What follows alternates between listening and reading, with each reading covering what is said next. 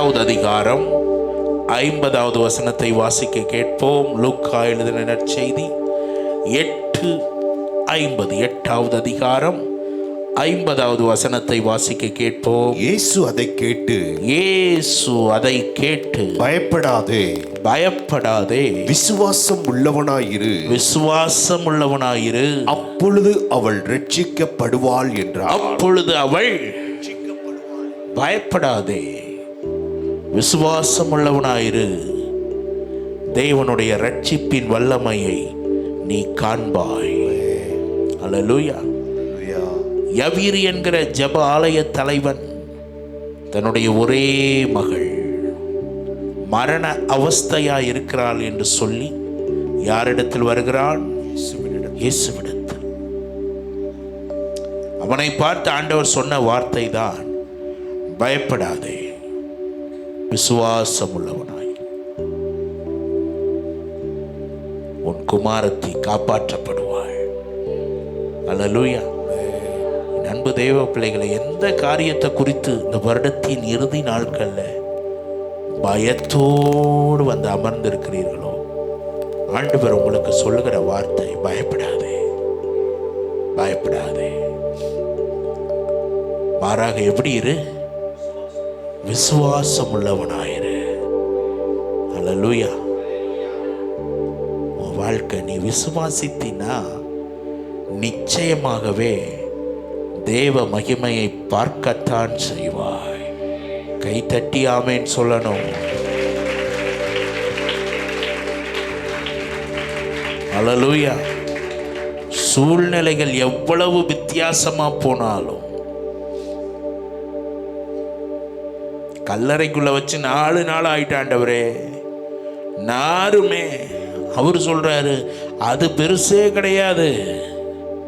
நீ விசுவாசித்தால், சொல்லுங்க, நான் விசுவாசித்தால் தேவனுடைய மகிமையை காண்பேன்.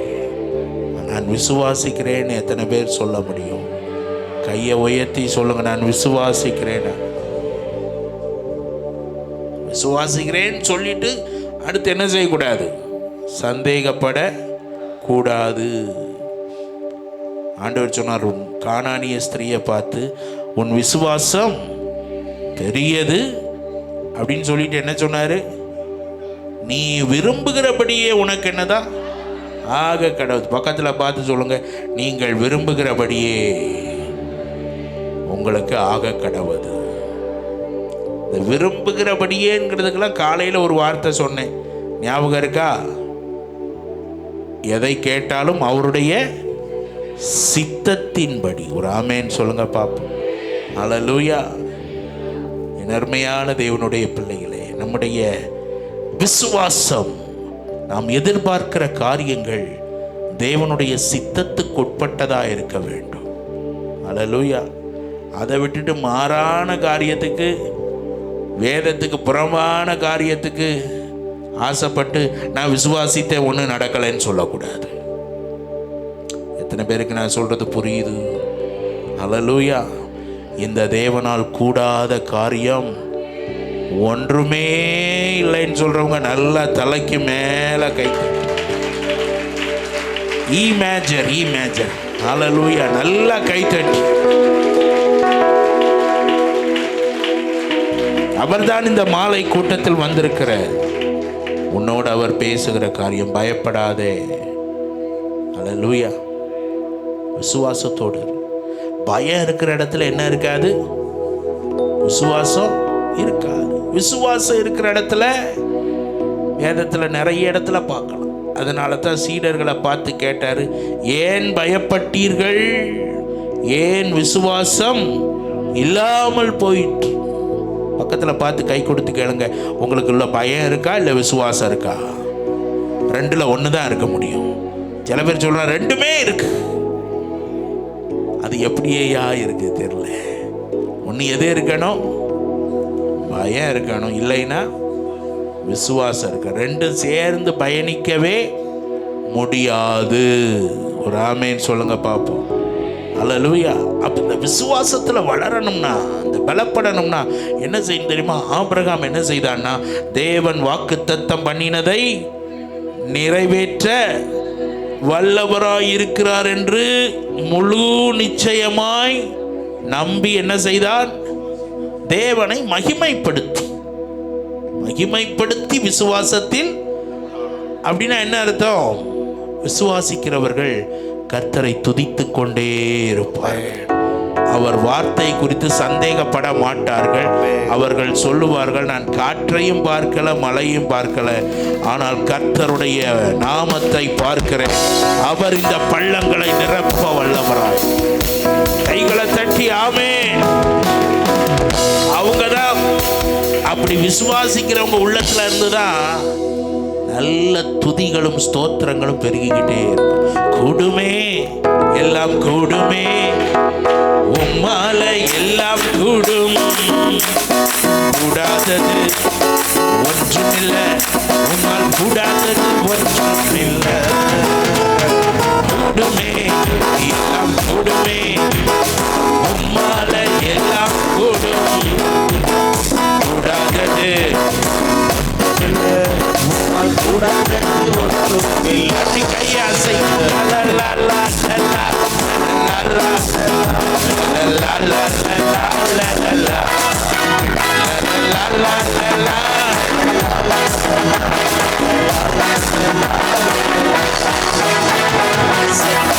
உம்மை கண்டு ஓட்டம் பிடித்ததையா,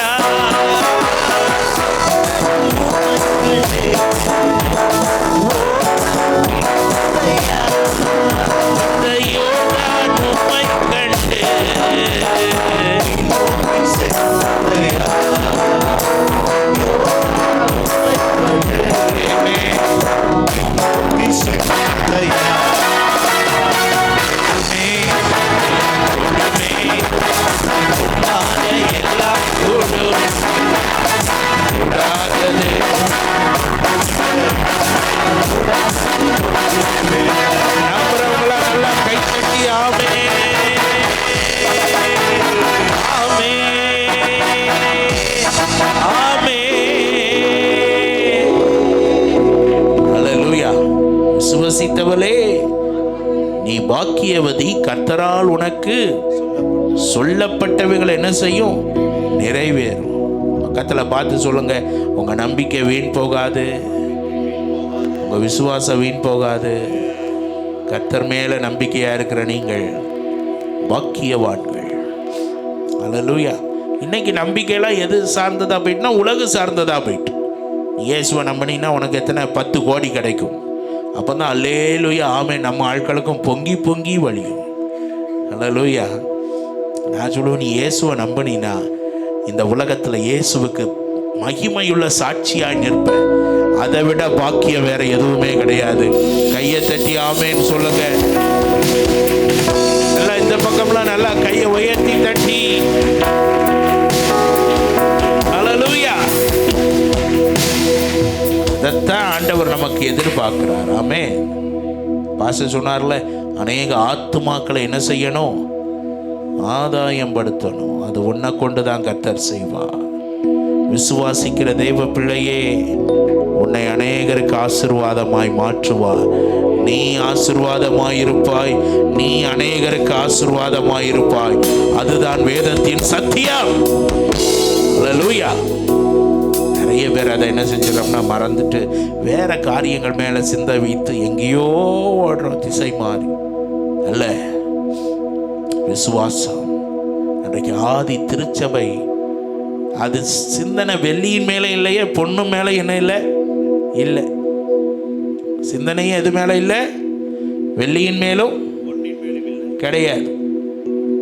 அவங்க சிந்தனை எல்லாம் உலகத்தை இயேசுவுக்காக கலக்க வேண்டும். அல்லேலூயா.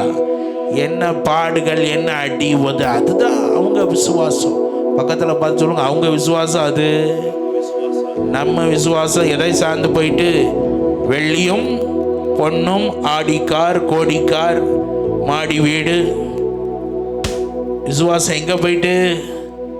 அழிந்து போகிறவைகளுக்காக பயன்படுத்த ஆரம்பித்து விட்டோம். அதுக்காக ஆண்டவர் ஒண்ணுமே தரமாட்டாரா? நான் அடிக்கடி சொல்வேன், ஆண்டவர் ஆசீர்வாதத்துக்கு எதிரி அல்லவே அல்ல. கைகளை உயர்த்தி ஒரு அல்லேலூயா சொல்லுங்க. தம் ஜனத்தை ஆசீர்வதிக்க அவர் என்ன செய்கிறார்? பிரியமா இருக்கிறார். ஆனா ஒன்று, அவரை விட்டுட்டு வெறும் எது மேல கண்ணு போயிடக்கூடாது. பொருட்கள் மேல கண்ணு போச்சுன்னா போச்சமாவோ அபிஷேகம். ஆட்கள் மேல கண்ணு போச்சுன்னா அபிஷேகம். பக்கத்துல பார்த்து கை கொடுத்து சொல்லுங்க, நிறைய பேர் அபிஷேகம் போயிட்டியா? நிறைய பேர் என்ன போயிட்டு? அபிஷேகம் போயிட்டு.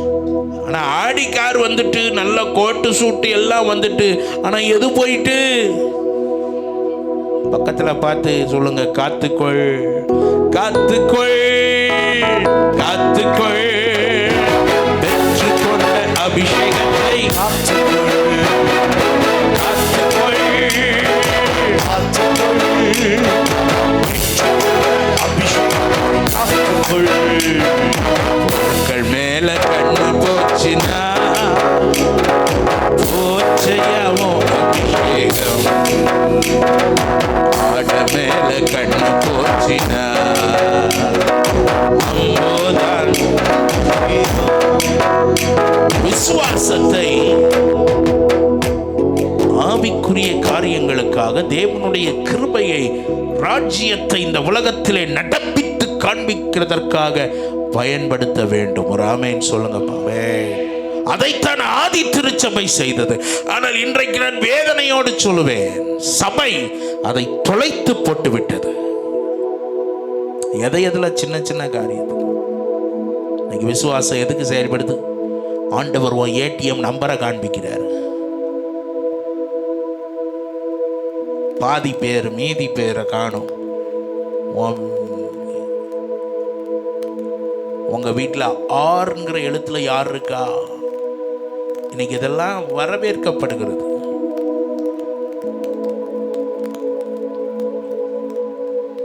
ஏதோ ஒரு குறி சொல்லுகிற மாதிரி அல்ல. விசுவாசத்தினால் ராஜ்யங்களை ஜெயித்தார்கள். கைகளை தட்டி நல்ல கர்த்தருக்கு நல்ல தலைக்கு மேல சேர்ந்து சொல்லுவோம், காத்துக்கொள்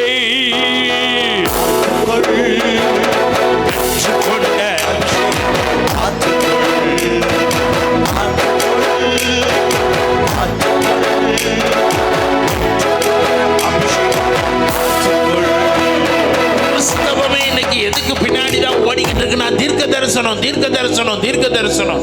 யாராவது எதையா சொல்ல மாட்டாங்களா?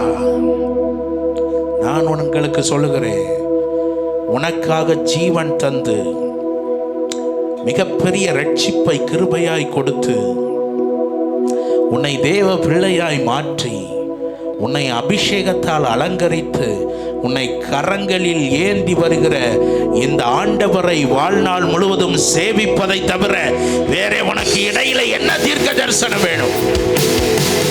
இந்த தேவனை தெய்வமாய் கொண்ட நீ பாக்கியவான், பாக்கியவதி. கைகளை தட்டி நல்லா கர்த்தருக்கு மகிமை சொல்லு.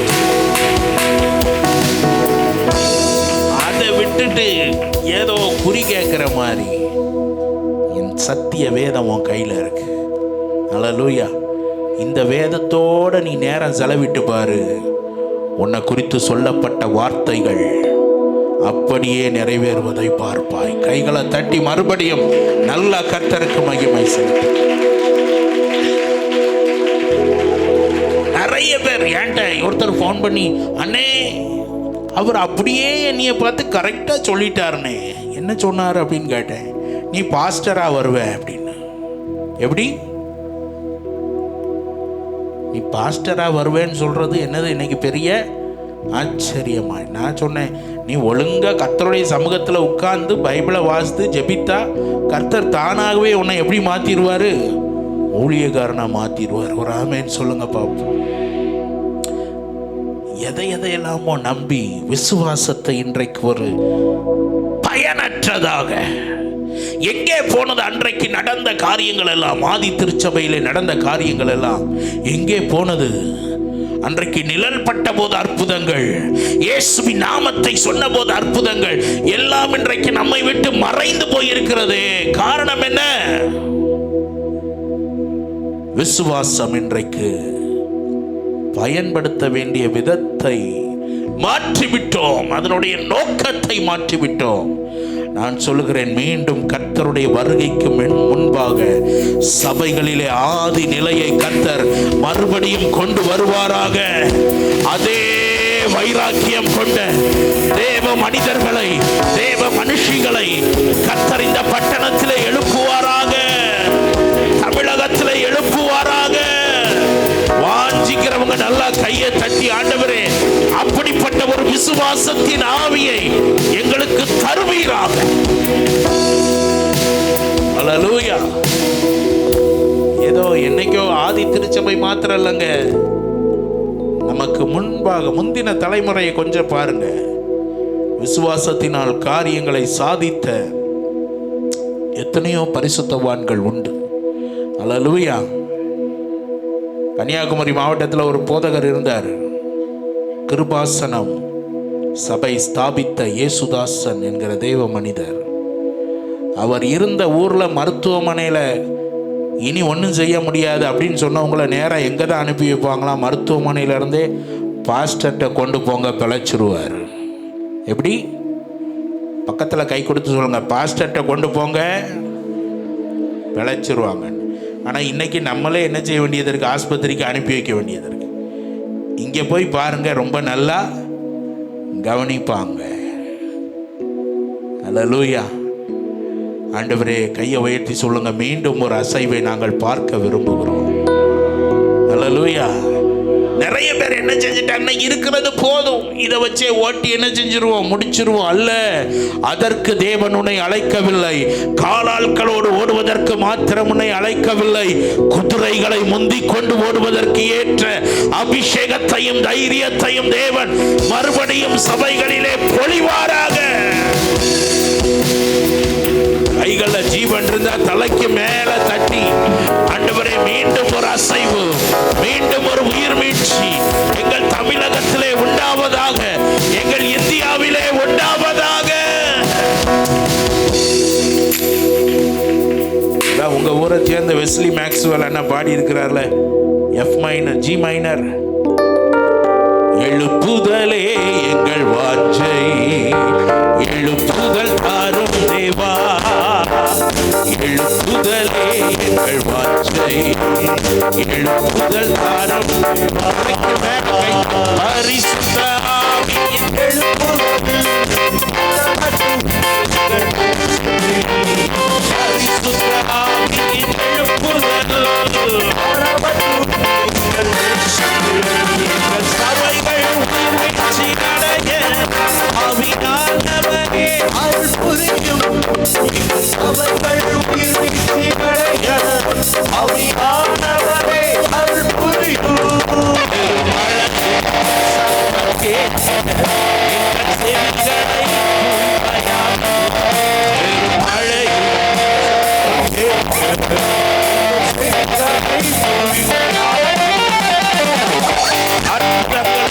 அடையாளங்களினாலும் தேவனை நிரூபித்து காண்பிக்கிற, விசுவாசத்தினால் நிரூபித்து காண்பிக்கிற ஒரு சந்ததி மறுபடியும் எழும்பத்தான் போகிறது.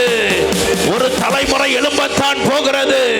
அது ஆதி திருச்சபையின் வல்லமையை மறுபடியும் இந்த உலகத்திலே காண்பிக்கிற தேவனால் முத்தரிக்கப்பட்ட ஒரு தலைமுறை இந்த தேசத்தில் மறுபடியும் எழும்பத்தான் போகிறது. கைகளை தட்டி அபிஷேகம் பெற்றவர்கள் நன்றாய் ஸ்தோத்திரம் பண்ணுங்கள். ஒரு தலைமுறை எழுப்புகிறது, ஒரு தலைமுறை எழுப்புகிறது, ஒரு தலைமுறை எழுப்புகிறது. எங்கேயோ கேட்ட அற்புதங்களை இந்திய தேசத்துல, தமிழகத்துல நடக்க போகுது. அல்லேலூயா. பக்கத்துல கை கொடுத்து சொல்லுங்க, அப்படிப்பட்ட பார்வையை கர்த்தர் உங்களுக்கு தருகிறார். இனி பேதுரு நடந்த போது நிழல் பட்ட அற்புதம் அல்ல, ஒரு தலைமுறையை கர்த்தர் ஆயத்தப்படுத்துறாரு. அந்த தலைமுறை நடந்து போகும்போதே அசுத்தாவிகள் அலறும், நோயாளிகள் சுஸ்தமாவார்கள், மரித்து போனவர்கள் உயிரோடு எழுப்புவார்கள்.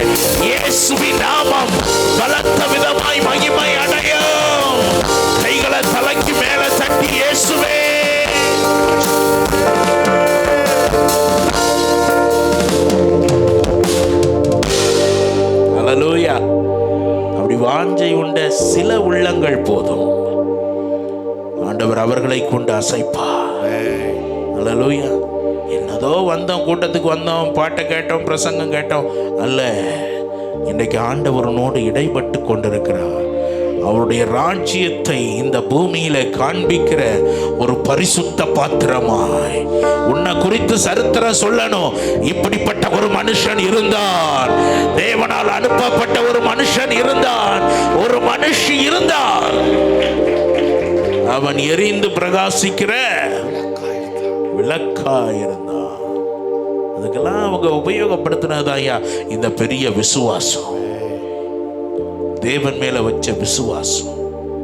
அதுதான் அல்லேலூயா. அதைத்தான் ஆண்டவர் எபிரை பார்த்து சொல்றார், பயப்படாதே, விசுவாசம் உள்ளவனாயிரு. ஏன்னா என்ன ஆகி போச்சுன்னா, இயேசுவிடத்துல வரும்போது மரண அவஸ்தையா இருந்தா மகள், ஆனா வந்ததுக்கு அப்புறம் என்ன ஆயிட்டா, செத்து போயிட்டா. பக்கத்துல பார்த்து சொல்லுங்க, செத்தே போயிட்டா, கதையே முடிஞ்சிட்டு. சில பேர் சொல்லுவாங்க, இயேசுவிடத்தில் வந்து பிரச்சனை தாயா கூடிட்டு. நான் உனக்கு சொல்றேன், பிரச்சனை கூட கூட தேவ மகிமையை நீ காண்பது அதை விட அதிகமாய் மாறும்.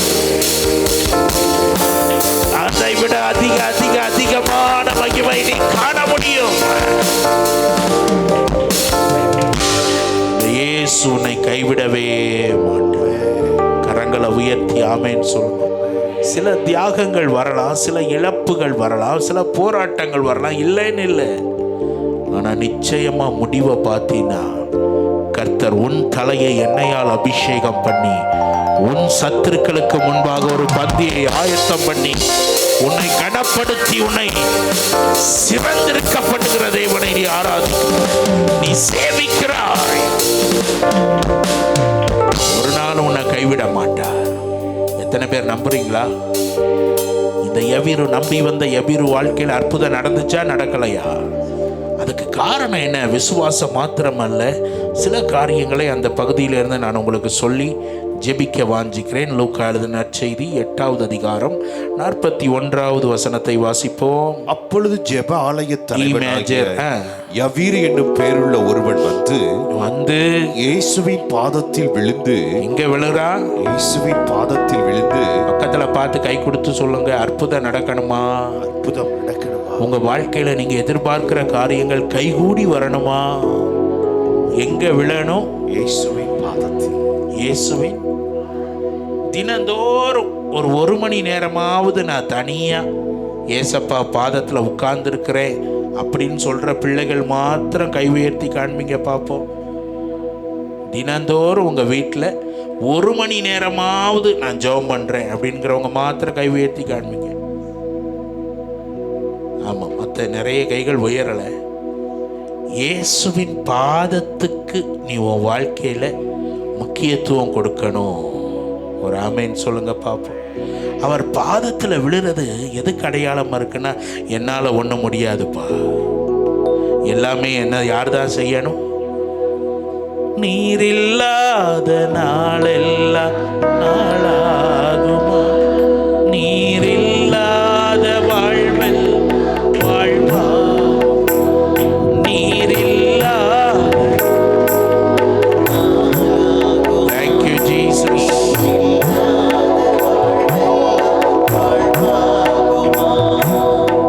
எனது ஆற்றலும் நீயாவா, எனது வலிமையும் நீயாவா, எனது ஆற்றலும் நீயாவா, எனது வலிமையும் நீயாவா,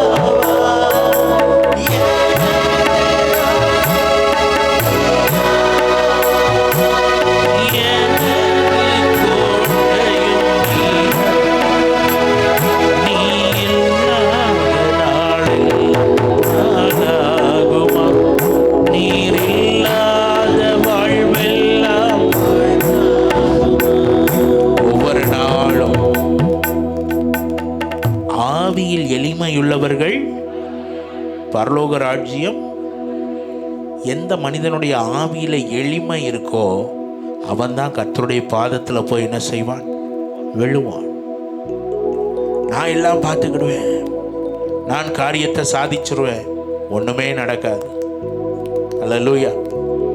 பக்கத்துல பார்த்து சொல்லுங்க, ஆவியில் எளிமையுள்ளவர்கள் பாக்கியவான்கள்.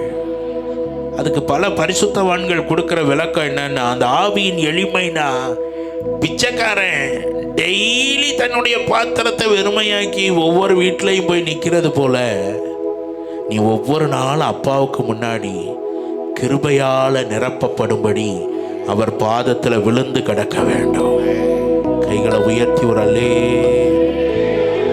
இல்ல, நான் அந்த கிருபை பெற்றவன், இந்த கிருபை பெற்றவன், நான் தீர்க்க தரிசன வரம் பெற்றவன். நீ டெய்லி பாதத்தில் விழாம கதை ஓடாது. எத்தனை பேருக்கு நான் சொல்றது புரியுது? வாழ்க்கையில் அற்புதங்கள், அதிசயங்கள், தேவனுடைய கிருபையை பார்க்கணும்னா கர்த்தருடைய பாதத்தில் போய் சரணடைந்து விடு. அவர் பாதத்தில் விழுந்து விடு. என்னால் ஒன்றும் முடியாது ஆண்டவரே, நீங்க தான் எனக்கு உதவி செய்யணும், நீங்க தான் வரணும். ஆனால் வேதம் சொல்கிறது, சகாயம் அடையும்படிக்கு இஸ்ரவேலின் பரிசுத்தரை ஜனங்கள் என்ன செய்யவில்லையாம், நோக்கவில்லை. அவர்கள் எதை தேடுகிறார்கள்?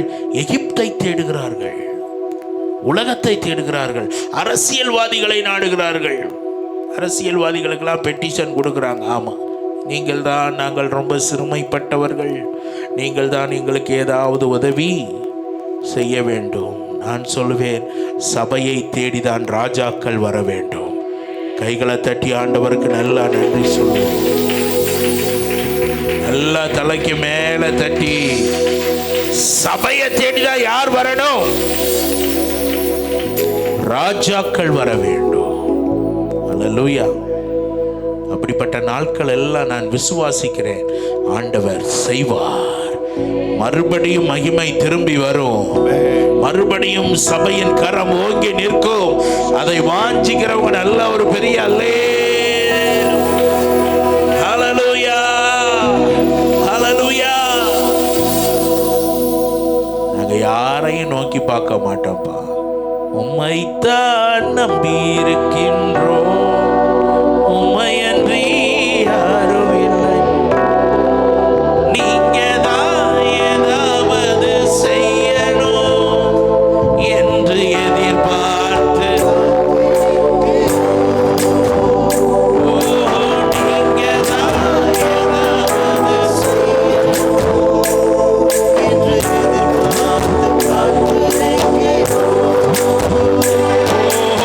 என்று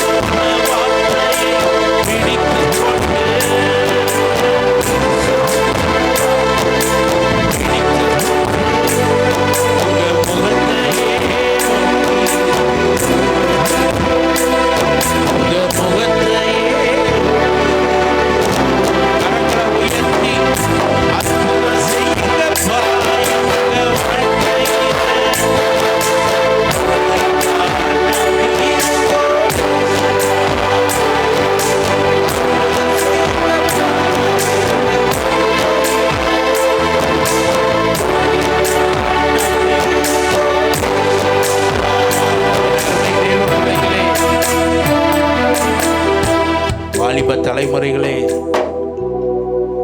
வேதம் சொல்லுகிறது, காலத்தை பார்த்தால் போதகராக இருக்க வேண்டிய நீங்கள் இன்னும் எப்படி தான் சாப்பிட்டுட்டு இருக்கீங்க?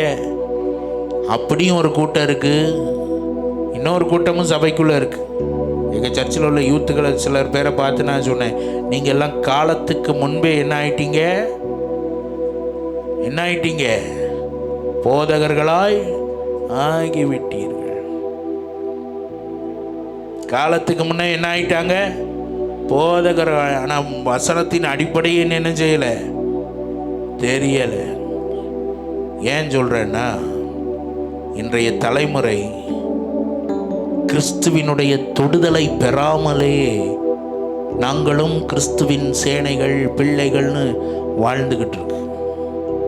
அப்படிப்பட்டவங்களுக்கு நான் சொல்லுவேன், ஆண்டவருடைய பாதத்தில் விழுந்து அவரால் தொடப்பட்ட அனுபவம் உனக்குள்ள வர வேண்டும். கைகளை உயர்த்தி ஒரு ஆமேன்னு சொல்லுங்க. அல்லேலூயா. அதனால தான் இயேசு சொன்னாரு, நீ பரிசுத்தாவியை பெறாம எருசலேமை விட்டு என்ன செய்யாத, போகாத போகாத. நாட்கள் மேல் வீட்டு அறையில விழுந்து கிடந்தார்கள். இன்னைக்கு விழுந்து கிடக்க ஆட்கள் இல்ல. உடனே எழும்பி அதை செய்யணும் இதை செய்யணும், ஒன்னும் சாதிக்க முடியாது. நீ விழுந்து கிடந்து பார். ஆண்டவர் உன்னை எழும்பி நிற்க பண்ணும்போது ஜாதிகளுக்கு நீ ஆசீர்வாதமாய் மாறுவாய். கைகளை தட்டி ஆண்டவருக்கு நல்லா மகிமை செலுத்து. நல்லா கை தட்டி, அப்பா எங்க தலைமுறைகள் உம்முடைய பாதத்தில் விழுந்து கிடக்கிற அனுபவத்தை பெறுவார்களாக. அன்னைக்கு ரட்சிக்கப்பட்டோம், அபிஷேகம் பெற்றோம்னா எப்போ பைபிளை வாசிப்போம், எப்போ ஜெபம் பண்ணுவோம், இதுதான் என்னது வாஞ்சை.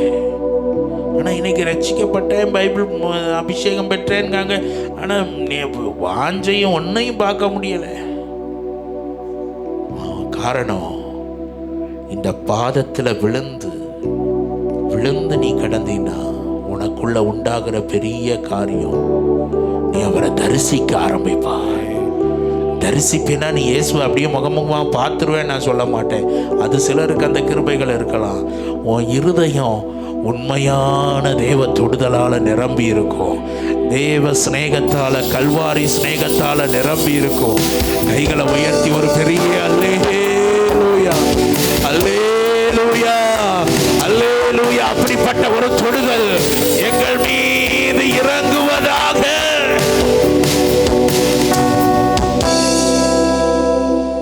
அப்படிப்பட்டவங்க எது வந்தாலும் இயேசுவை விட்டு பின்னாடி போவே மாட்டாங்க. என்ன வந்தாலும் பவுலை போல சொல்லுவாங்க, கிறிஸ்துவின் அன்பை விட்டு என்னை பிரிப்பவன்.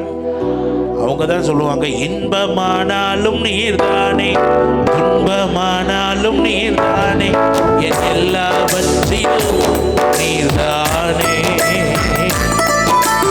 இன்பமானாலும் நீர்தானே, துன்பமானாலும் நீர்தானே, என் எல்லாவற்றிலும் நீர்தானே.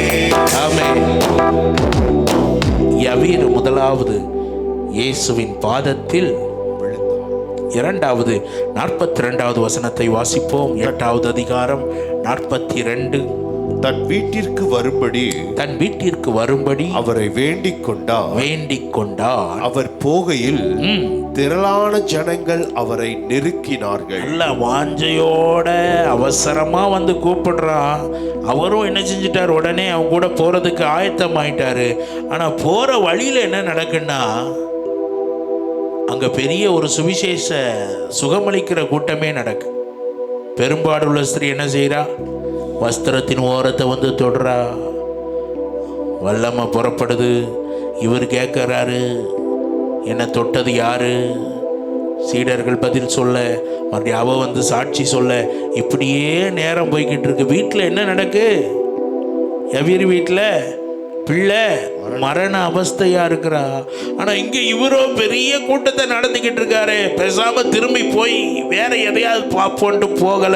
அவர் வர்ற வரைக்கும் காத்திருந்தா. அல்லேலூயா. பக்கத்துல பார்த்து சொல்லுங்க, ஆண்டவருக்காக காத்திருங்க. ஆண்டவருக்காக கர்த்தருக்கு காத்திருக்கிறவர்கள் ஒருபோதும் வெட்கப்பட்டு போவதே. அல்லேலூயா. இன்னைக்கு அநேகருக்கு அவசரப்பட்டு தான் சாராள் என்ன செய்தா, யாரை கொடுத்தா? ஆகாரை கொடுத்துட்டு கடைசி அவப்பட்ட வேதனை அவளுக்கு தான் தெரியும். அவசரப்படாத. உன் வாழ்க்கையில கர்த்தர் ஒரு குறித்த வேலையை வைத்திருக்கிறார். கைகளை உயர்த்தி ஒரு அல்லேலூயா சொல்லுங்க. நல்ல கை உயர்த்தி, ஆண்டவரே நீர் எனக்கு வைத்திருக்கிற வேலைக்காக காத்திருப்பேன். நீர் எனக்கு வைத்திருக்கிற வேலை வரும்போது சிறைச்சாலையில் அடைக்கப்பட்டிருந்தாலும் ராஜாக்கள்கிட்ட இருந்து எனக்காக அதிகாரங்களை, சட்டங்களை அனுப்புவதற்கு நீர் போதுமானவராய், பெரியவராய் இருக்கிறேன். அனுகூலங்கள் வரும். ஒரு ஆமேன் சொல்லுங்க பாப்போம். பக்கத்துல பார்த்து சொல்லுங்க, ஆண்டவருடைய வேலை வரும்போது அந்நியர் புத்திரர் வந்து ஆலயத்தை, ஆண்டவருடைய ஊழியத்தை கட்டுவார்களாம். அல்லேலூயா. பாஸ்டர் சொன்னாரு, ஒரு வெளிநாட்டு பணம் கூட என்ன செய்யல, வரலன்னு. ஆனா ஆண்டவர் வேலை வந்துச்சுன்னா ஃபாரின் என்ன எங்க இருந்துலாமோ அவர் கொண்டு வருவார். கையை தட்டி ஆமேன்னு சொல்லுங்க பாப்போம். நம்மளா துபாய்க்கு லெட்டர் போட வேண்டியதில்லை, அமெரிக்காவுக்கு கடிதம் போட வேண்டியதில்லை, அவரே அனுப்புவார். அங்கே ஒரு மனுஷன் காரணம் பேட்டையில் அவன் இந்த காரணத்துக்காக தேவையோடு இருக்கிறான், நீ போய் அவனுக்கு உதவி செய்ய ஆண்டவரே ஆட்களை அனுப்புவதற்கு அவர் போதுமானவராயிருக்கிறார். ஆனா எங்க எதிர்பார்ப்பு எல்லாம் யார் மேலதான்? அற்புதம் செய்யுங்கப்பா எங்க வாழ்க்கையில, உண்மைதான் நம்பி இருக்கோம் இயேசுவா. அற்புதம் செய்யுங்கப்பா வாழ்க்கையில, உண்மைதான் நம்பி இருக்கோம் இயேசுவா. உண்மைதான் நம்பி உண்மையன்றி. ஆனா நமக்குள்ள இருக்கிற ஆத்மா பாருங்க, அது அவ்வப்போது அவசரப்படும். என்ன செய்யும்? பக்கத்துல பார்த்து சொல்லுங்க, உண்மைதானேன்னு சொல்லுங்க, உண்மைதானே. அதனால தான் வேதமும் சொல்லுது, ஏற்ற காலத்தில் உங்களை உயர்த்தும்படி பலத்த கைக்குள் அடங்கி இருங்கள். தாவீது சொல்றான், என் ஆத்துமாவை அடக்கி அமர பண்ணினேன். ஆத்துமாவை என்ன செய்தாரா? அவ்வப்போது சொல்லணும். பக்கத்துல கை கொடுத்து சொல்லுங்க, ஆத்துமாவுக்கு சொல்லணும், தேவனையே நம்பியிரு, நீ நம்புவது அவராலே வரும். கைகளை தட்டி ஆமேன்னு சொல்லுங்க பாப்போம். சொல்லுங்க, தேவனையே நம்பியிரு, நீ நம்புகிறது அவராலே வரும். அல்லேலூயா. ஆத்துமாக்கு சொல்லிக்கிட்டே இருக்கணும். ஆத்துமாக்கு காத்திருக்கிற நேரத்தில் கர்த்தருடைய வார்த்தையை என்ன செய்யணும்? விதைத்து கொண்டே இருக்கணும். நீ நம்புவது அவரால் வரும். காரணப்பேட்டை சபைக்கு மாத்திரமல்ல, வந்திருக்கிற ஊழியர்களுக்கும் நான் கர்த்தருடைய வார்த்தையை அறிவிக்கிறேன். 2025 ஆண்டு நீங்கள் நம்பி இருக்கிறவைகள் கர்த்தரால் வந்தடைவதாக. கைகளை தட்டி நல்லா ஸ்தோத்திரம் பண்ணுங்க. உங்கள் எதிர்பார்ப்புகளை கர்த்தர் நிறைவேற்றுவாராக. அல்லேலூயா. கர்த்தருடைய வேலைக்காய் காத்திருந்தார். உங்க காத்திருக்குதல் ஒரு நாள் வீண் போகாது. தேவனுடைய தாமதம் ஏதோ எங்களை மறந்துட்டார்னு நினைக்காதீங்க. அந்த தாமதம் உங்களை மறந்ததற்கு அடையாளம் அல்ல. நீங்கள் வேண்டிக் கொள்வதற்கும் நினைப்பதற்கும் மேலான அருமையான காரியங்களை கர்த்தர் உங்களுக்கு ஆயத்தம் பண்ணி இருக்கிறார். அவைகளிலே கொண்டு வந்து உங்களை நிறுத்துவார். அல்லேலூயா. வேதத்தை உயர்த்தி சொல்லுங்க பாப்போம். நீர் என்னை நம்ப பண்ணின இந்த வார்த்தைகள் ஒருபோது பொய் சொல்லாதாண்டு. நான் காத்திருப்பேன், காத்திருப்பேன், காத்திருப்பேன். அல்லேலூயா. உங்கள் கையில் இருக்கிற சிஸ்டர், உங்கள் கையில் இருக்கிற புத்தகம் ஏதோ உங்களை ஏமாத்துகிற புத்தகம்னு நினைக்காதீங்க. இந்த புத்தகத்துக்கு எத்தனை பெரிய வல்லமை இருக்குன்னா, வானம் பூமி ஒளிந்து போனாலும் இந்த புத்தகத்தில் இருக்கிற ஒரு வார்த்தை கூட, ஒரு உறுப்பு கூட அது ஒளிந்து போவதே இல்லை. நம்புறவங்க கைகளை தட்டி கர்த்தருடைய வார்த்தைக்காக அவரை ஸ்தோத்திரம் பண்ணுங்க. இதை நம்பிட்டீங்கன்னா நீங்க என்னதான் செய்யணும்? காத்திருக்க வேண்டும். அல்லேலூயா. யவீரு கர்த்தரை நம்பிட்டான், காத்திருக்கிறான். இறுதியாக அவனிடத்தில் காணப்பட்ட காரியம், முதலாவது சொன்னேன், அவருடைய பாதத்தில் விழுந்தான், அவருடைய வேலைக்காக காத்திருந்தான். இப்போ 49-50 வசனங்களை வாசிப்போம். அவர் இப்படி பேசிக் கொண்டிருக்கையில் ஆலய தலைவனுடைய வீட்டிலிருந்து ஒருவன் வந்து அவனை நோக்கி உம்முடைய குமாரத்தி மரித்து போனாள். எப்படி? உம்முடைய குமாரத்தி மரித்து போனால் போதகரை வருத்தப்படுத்த வேண்டாம். போதகரை வருத்தப்படுத்த வேண்டாவா? திரும்பி போய் அடக்க ஆராதனை எல்லாம் என்ன செஞ்சிருவோம்? அழகா நடத்திடுவோம். கொயரை கூட்டு வந்து, பரலோகமே என் சொந்தமே எல்லாம் பாடுறதுக்கு ஆட்கள் எப்படி இருக்காங்க? ரெடியா இருக்காங்க. வா யவீரு. அப்பந்தான் அந்த நேரத்துல தான் வேதம் சொல்லுகிறது, இயேசு அதை கேட்டு பயப்படாதே, விசுவாசம் உள்ளவனாயிரு, அப்பொழுது அவள் ரட்சிக்கப்படுவாள். ஹல்லேலூயா. எவிருக்கு 2 காது, அப்படிதானே? எல்லாருக்கும் என்ன காது? 2 தானே? 2 காதுல 2 சத்தம் துணிக்கு. உலகம் சொல்லுது கதை முடிஞ்சதுன்னு சொல்லுது.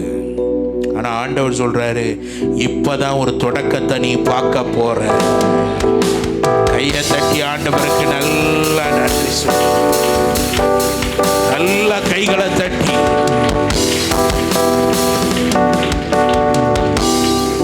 ஹல்லேலூயா. எனக்குள்ள ஆண்டவர் ஒரு செய்தியை கொடுத்துக்கிட்டு இருக்கிறார். பழைய ஏற்பாட்டில் ஒரு மனுஷனை குறித்து சொன்னார்கள், பீருண்டு போனான். எப்படி பீருண்டு? யாரை குறித்து? யார் சொன்னது அது? ஆமாம், அங்கே சரி மறைவாய் ஒரு சிஸ்டர் இருந்து சொல்லியிருக்கிறாங்க. யோசேப்பை குறித்து என்ன சொன்னார்கள்? பீருண்டு போனான். புதிய ஏற்பாட்டில் பீருண்டு போவான். யாரை குறித்து சொன்னார்கள்? யாரை குறித்து? பவுலை குறித்து. ஒரு பக்கம் பீருண்டு போனான் என்கிற வார்த்தையும் கர்த்தர் பொய்யாய் மாற்றினார். இன்னொரு பக்கம் பீருண்டு போவான் என்கிறதையும் கர்த்தர் பொய்யாய் மாற்றி தம்முடைய சித்தத்தை மாத்திரமே கர்த்தர் நிறைவேற்றினார். கைகளை உயர்த்தி ஒரு அல்லேலூயா. உங்களை குறித்து சொல்லப்படுறதும் பொய்யா போயிடும். அல்லேலூயா. பக்கத்தில் பார்த்து சொல்லுங்க, உங்களை குறித்து சொல்லப்படுகிற துர்ச்செய்திகள் பொய்யா போயிடும். உங்களை குறித்து சொல்லப்பட எதிர்பார்க்கிற துர்ச்செய்தியும் பொய்யா போயிடும். உங்களை குறித்து ஆண்டவர் சொன்ன இந்த வார்த்தை மாத்திரம் ஒரு நாளும் பொய்யாய் போகவே போகாது. நல்ல தலைக்கு மேலதான் கைத்தட்டுங்களேன். ஹல்லேலூயா. அவன் கதை முடிஞ்சதுயா. யோசேப் என்கிற மனிதனுடைய கதை முடிந்தது. தரிசனம் ஓடிக்கிட்டு இருந்தான். அவன் கதை என்ன செஞ்சது? முடிந்தது.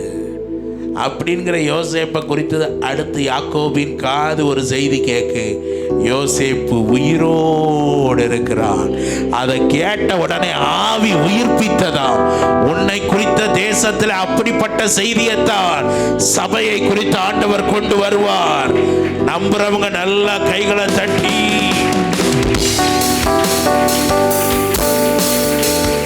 சேனாபதி பார்க்கிறான். பவுல் ஜனக்கூட்டத்துக்குள்ள போனா பீருண்டு போயிடுவான். இவனை நம்ம தான் காப்பாற்றணும்னு நினைச்சு அவன் காப்பாற்றி கொண்டு வர்றான். அது ஒரு பக்கம் நடந்தது உண்மையானாலும், ஆனால் ஆண்டவர் சொல்றாரு, நீ என்னை குறித்து எருசலேமிலே சாட்சியா இருந்தது போல ரோமிலும் எப்படி இருக்க வேண்டும்? அதுதான் நிறைவேறும். மற்ற காரியங்கள் நிறைவேற போவது இல்லை. கரங்களை தட்டி ஆண்டவருக்கு எவ்வளவு மகிமை செலுத்த முடியும்? நல்லா கைகளை தட்டி சொல்லும். ஹல்லேலூயா. புரிஞ்சுதா நான் சொன்னது? 2 காரியமும். ஹல்லேலூயா. உன்னை குறித்து வருகிற துர்ச்செய்திகள் அல்ல, நற்செய்திகளை கேட்க வைக்கிற தேவன். எப்பொழுதென்றால் நீ கேட்கிற துர்ச்செய்தியை நீ நம்பிடக்கூடாது. கர்த்தர் உனக்கு சொல்றாரு பாரு, பயப்படாதே, விசுவாசம் உள்ளவனாயிரு, உன் குமாரத்தை ரட்சிக்கப்படுவார். உங்கள் கணவர் ரட்சிக்கப்படாதவர்கள் இந்த ஆண்டு ரட்சிக்கப்படுவார்கள். உங்கள் மனைவிகள் ரட்சிக்கப்படுவார்கள். பிள்ளைகள் ரட்சிக்கப்படுவார்கள். கைகளை உயர்த்தி இந்த வார்த்தையை சொல்லுங்க, அற்புதம் செய்யுங்கப்பா எங்க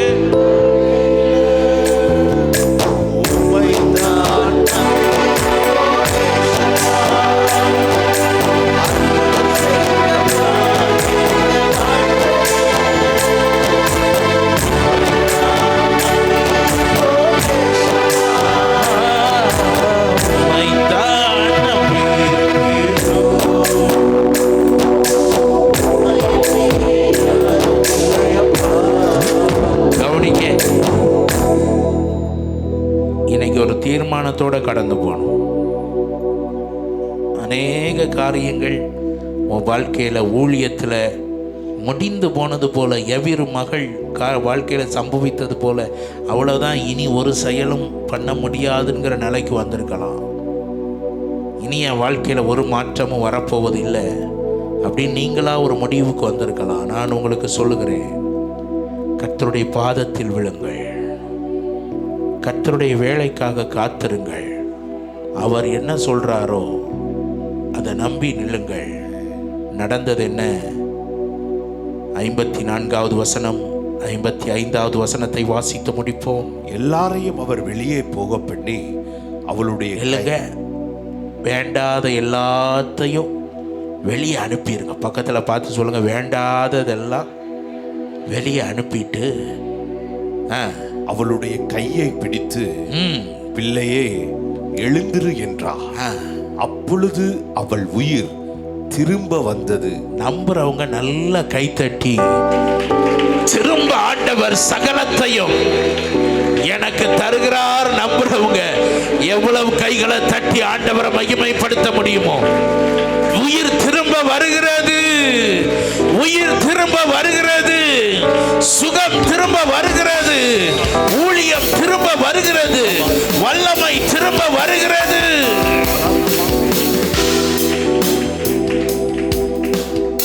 வார்த்தைகளை ஆண்டவர் யாருக்கோ சொல்லி கொண்டிருக்கிறார். ஊழியத்தில் திரும்ப ஒரு மகிமை வருகிறது. நான் வெறுமையா சும்மா சொல்றதில்லை. அல்லேலூயா. சமீபத்தில் ஒரு ஊருக்கு, பிரபலமான ஒரு சின்ன ஊருக்கு நான் போயிருந்தேன். ஒரு பாரம்பரிய சபையை தான் பேசி கொண்டிருந்தேன். அங்கே பேசும்போது பெந்தைகோஸ்தை ஊழியர்கள் வருவதற்கு வாய்ப்பில்லை. ஆனால் செய்தியின் நடுவே ஆண்டவர் என்னை ஊழியம் செய்கிறவர்களை குறித்து கொஞ்சம் சில வார்த்தைகளை எனக்குள்ள வைத்தார். அவங்களுக்கு சொல்லணும்னு நான் தெளிவாக அந்த வார்த்தையை நான் சொல்லிவிட்டு வந்துவிட்டேன். ஏன்னா ஆண்டவருடைய நடத்துதல் இருந்தால் நான் அப்படி சொல்றது உண்டு. நான் வந்துவிட்டு 2 வாரங்கள் கழித்து மறுபடியும் அதே ஊர் பக்கத்தில் ஒரு சின்ன கிராமத்தில் கூட்டம், நிறைய மக்கள் வந்திருந்தார்கள். போயிருந்தேன். அங்கே நான் கூட்டத்தை முடித்து விட்டு சாப்பிடுகிற வேளையில் ஒரு பாஸ்டர் வந்தார். வந்து என் பக்கத்தில் வந்து கை கொடுத்து, 2 வாரத்துக்கு முன்பாக நீங்கள் அந்த ஊரிலே வந்து பேசும்போது ஊழியமே வேண்டாம், விட்டுட்டு போயிடலாம் அப்படிங்கிற நிலையில் அந்த சர்ச்சை கிராஸ் பண்ணும்போது நீங்கள் ஊழியம் செய்கிற தேவனுடைய மனிதர்களுக்கு இந்த வார்த்தையை சொல்லுகிறேன் என்று சொல்லி சொன்னதை அந்த நேரத்தில் என் காதுகள் அந்த இடத்திலே நின்று கேட்டது. இன்றைக்கு வரை ஊழியத்தை தொடர்ந்து செய்து கொண்டே இருக்கிறேன். தெளிவாய் நான் உணர்கிறேன், சிலரோடு ஆண்டவர் பேசுகிற காரியம், உன் ஊழியமே வேண்டான்கிற சிந்தனை உனக்குள்ள அமுக்கி வைத்திருக்கலாம். ஆனால் இன்றைக்கு மறுபடியும் உயிர் திரும்ப வந்தது போல இந்த 2025வது ஆண்டுக்குள் பிரவேசிக்கிற நீ ஆண்டவருடைய உயிர்த்தெழுதலின் வல்லமையோடு இல்லாதவைகளை இருக்கிறவைகளை போல அழைக்கிற தேவனுடைய பலத்தோடு கம்பீரமாய் நுழைந்து கைகளை தட்டி நல்ல கர்த்தரை துதித்து கொண்டே எல்லாரும் எழுந்து நிற்கலாம். தேவனுடைய மகத்துவத்தை நீ காண்பாய்.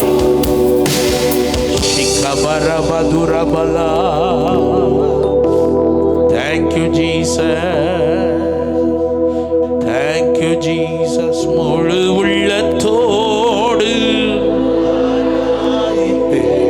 முழு பலத்தோடு அன்பு கூறுவே.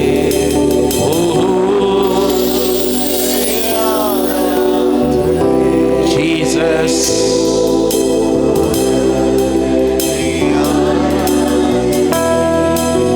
ஏசப்பான்னு கை உயர்த்தி சொல்லுங்க, உண்மை நம்புகிறப்பா, என் ஆத்மாவை நீங்க வெறுமையா விட மாட்டீங்க. இந்த கடைசி நாளிலே உயிர்ப்பிக்கிற வல்லமை, திரும்ப வருகிற வல்லமை, திரும்ப வருகிற ஜீவன் நதியாய் பாய்வதற்காக ஸ்தோத்திரம்.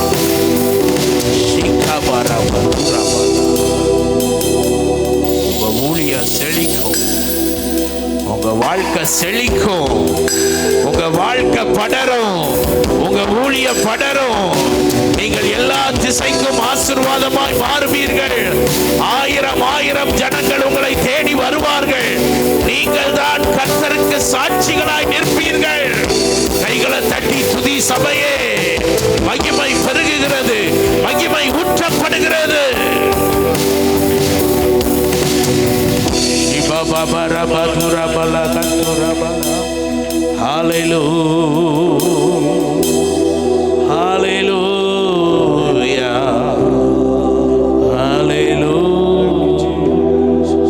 உனக்குள்ள தேவன் விதைத்து விட்டார். ஒரு நம்பிக்கையை விதைச்சிட்டாரு. இனி என்ன வந்தாலும் அவர் சொல்றத மாத்திரம்தான் நான் நம்பி நிற்பேன். சூழ்நிலைகளை பார்க்க மாட்டேன், சூழ்நிலைகளை பார்க்க மாட்டேன், என்னை சுற்றி நடப்பதை பார்க்க மாட்டேன். நான் விசுவாசித்திருக்கிறவர் இன்னார் என்று அறிவேன்.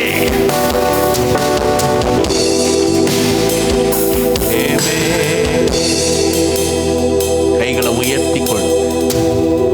4 கூட்டங்களில் கர்த்தருடைய கிருபை வெளிப்பட்டதற்காக நல்ல அவருக்கு மகிமை செலுத்துவோம். அவருக்கு நல்ல மகிமை செலுத்தி பாடலை பாடி அப்படியே பாஸ்டருடைய கரத்தில் கொடுக்கிறேன். முழு